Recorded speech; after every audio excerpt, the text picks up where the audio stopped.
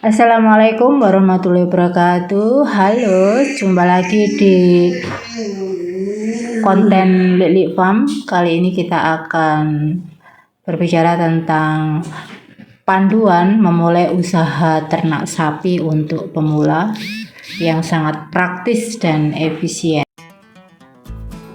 Dulur, usaha ternak sapi merupakan peluang bisnis yang menjanjikan, terutama karena sapi memiliki berbagai produk yang bisa dihasilkan dan dimanfaatkan.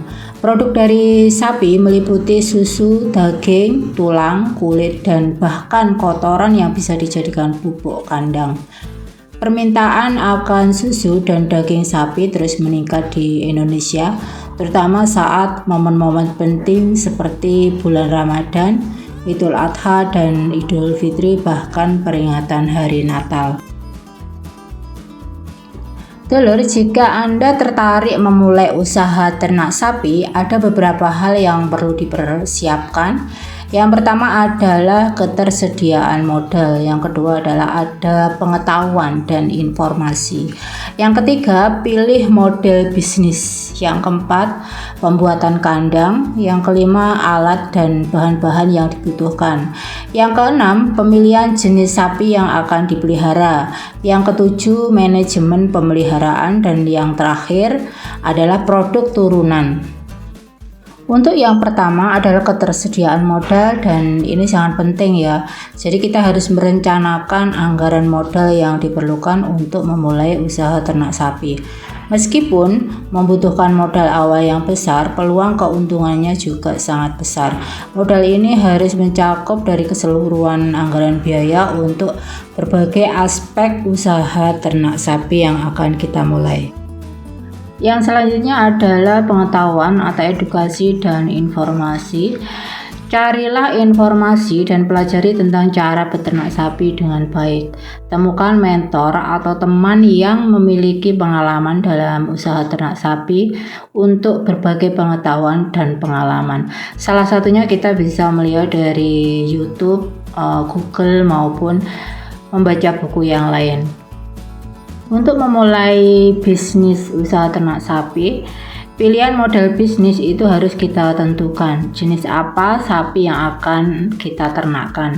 Ada beberapa jenis sapi seperti sapi potong, itu untuk daging, sapi perah untuk susu, dan yang lainnya. Pilih jenis sapi yang sesuai dengan tujuan bisnis kalian. Untuk ternak sapi, kita perlu memilih pilihan model kandang yang baik. Buatlah kandang yang sesuai dengan kebutuhan sapi. Pastikan kandang memiliki pencahayaan yang cukup, ventilasi yang baik, dan ruang yang cukup untuk setiap sapi. Kandang sebaiknya ditempatkan jauh dari pemukiman penduduk. Bahan kandang tergantung dari kemampuan yang akan kita miliki. Yang selanjutnya adalah alat dan bahan. Siapkan alat dan bahan yang diperlukan untuk membuat kandang seperti besi atau kayu, atau mungkin juga dengan bambu untuk membuat kerangka kandang. Kawat untuk dinding, alat pemotong, alat pengencang, dan bahan atap itu harus kita siapkan sesuai dengan kemampuan yang kalian miliki. Selanjutnya memilih jenis sapi, karena jenis-jenis sapi yang cocok untuk usaha kita seperti sapi Brahman, sapi Ongole, sapi Limousin, sapi Bali, dan sapi Madura. Jadi kenali jenis-jenis sapi tersebut. Setiap jenis memiliki karakteristik dan kebutuhan perawatan yang berbeda. Namun yang perlu diketahui untuk peternak pemula itu biasanya memilih sapi Ongole karena mudah dipelihara, tidak rentan terhadap penyakit, dan harganya juga lebih terjangkau. Dulur, sebelum kita beternak sapi, sebaiknya perhatikan lingkungan. Pertimbangkan faktor lingkungan seperti cuaca dan kondisi tanah saat memilih bahan dan lokasi pembuatan kandang maupun pagarnya. Karena ini sangat penting bagaimana kenyamanan dari sapi yang akan kita pelihara itu tidak terganggu oleh adanya cuaca maupun gangguan dari hal-hal yang lain. sehingga kenyamanan dari ternak sapi itu akan terus terjaga. Yang tidak kalah penting adalah manajemen pemeliharaan. Manajemen pemeliharaan itu salah satunya buatlah kandang-kandang dengan tujuan yang berbeda seperti kandang indukan, kandang penggemukan, dan kandang karantina. Buat juga tempat khusus untuk pengolahan dan pembuatan kotoran sapi. Dari keterstrukturan atau kesinambungan manajemen pemeliharaan ini antara satu dan yang lainnya sangat menentukan bagaimana keberhasilan kita dalam beternak sapi, terutama pengolahan limbah, kemudian kapan waktunya untuk dilakukan karantina jika sapi kita itu mengalami sakit. Untuk ternak sapi, kita perlu memperhatikan keselamatan. Pastikan keselamatan sapi itu terjamin dengan pemasangan pagar yang kuat dan aman.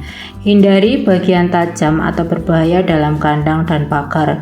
Karena usaha kita ini berhubungan dengan hewan yang bernyawa, sehingga keamanan dan keselamatan dari sapi ternak kita itu harus sangat terjaga. Bagian yang tajam dari alat-alat yang akan kita gunakan itu sebaiknya dihindari sehingga sapi tidak mengalami cedera pada tubuhnya. Pemilihan pagar yang aman tetapi tidak membahayakan sapi itu juga menjadi perhatian.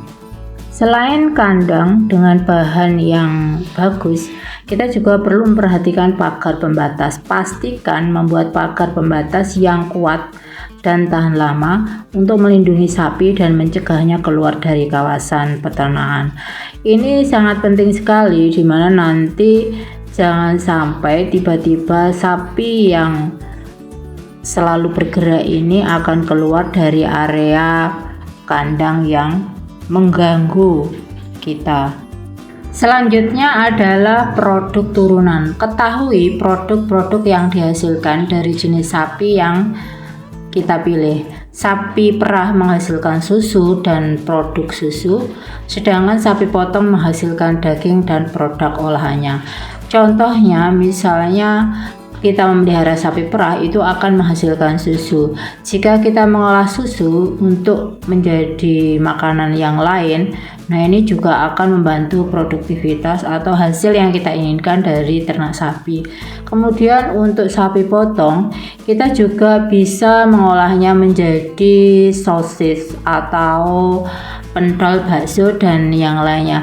Bahkan untuk kotoran sapi itu juga bisa kita manfaatkan dengan membuat pupuk organik yang nanti jika kita jual hasilnya juga bisa untuk menambah keuntungan dan bahkan bisa menutup biaya produksi. Yang sangat perlu diingat dalam memulai usaha ternak sapi memerlukan persiapan yang matang dan pemahaman yang baik tentang cara beternak yang benar. Dengan persiapan yang baik dan komitmen yang kuat, usaha ternak sapi bisa menjadi peluang bisnis yang menguntungkan. Dengan memperhatikan beberapa hal yang tadi saya jelaskan, maka usaha kita ini bisa dimulai dengan sesuai modal yang kita miliki. Tetapi jangan patah semangat karena kita tidak akan besar tanpa mulainya dari kecil terlebih dahulu. Kita bisa memiliki 1-2 ekor sapi untuk memulai usaha ini. Umumnya untuk mulai ternak sapi itu biasanya dengan sistem pembibitan, yaitu membeli sapi doro atau yang siap kawin itu dipelihara sehingga nanti bisa menghasilkan anak. Kalau untuk mengawali ternak sapi itu dimulai dengan sapi penggemukan akan membutuhkan biaya yang lebih besar sehingga nanti akan memberatkan untuk kos produksinya. Demikian video kali ini, jangan lupa like, comment, and subscribe.